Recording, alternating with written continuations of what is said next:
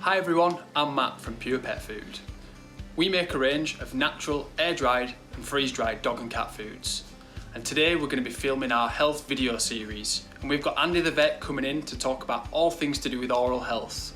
Now with oral health, people often just think of bad breath, but there's often other things that are going on. So we've got Andy to tell us a little bit more. Andy, are you okay just to first of all introduce yourself?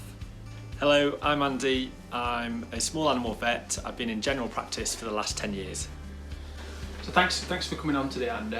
So first question, what would you typically say are the main causes for oral health, and what does typically oral health actually mean? But bad breath, or halitosis is the technical name, is the sort of foul smelling breath that people associate with dogs. And actually it's not necessarily a normal thing that dogs have bad breath. It's often a sign of gum or periodontal disease within the mouth. It's caused by bacteria that sort of grow on leftover food within the mouth, and then you get that sort of notorious bad smell.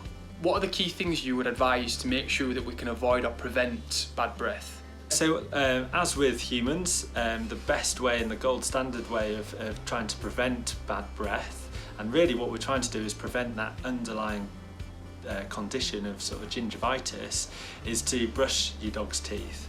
Now it can be quite a tricky one, this. It's best to start when they're young, when they're puppies, and they're more susceptible to sort of learning sort of a regular routine.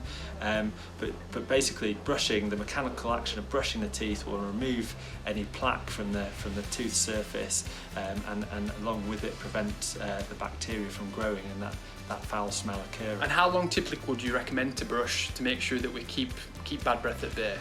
So it's been shown that if you do it less frequently than every other day, then there's no point in doing it at all. So ideally we would do it once a day, but at least every other day, otherwise you're not going to see the benefits of it. And then final question, is there anything else we should know around bad breath, or is really the key message to make sure you stick to a regular brushing schedule? Yeah, there are other things you can do. So you can get sort of chews that help prevent some of the plaque and tartar forming on the tooth. You can get mouthwashes and additives to food and water to try and prevent bad breath and gum disease.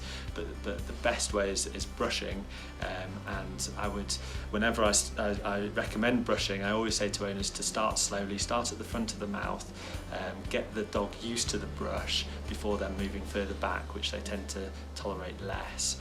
So it's a slow process, but the benefits are well worth it.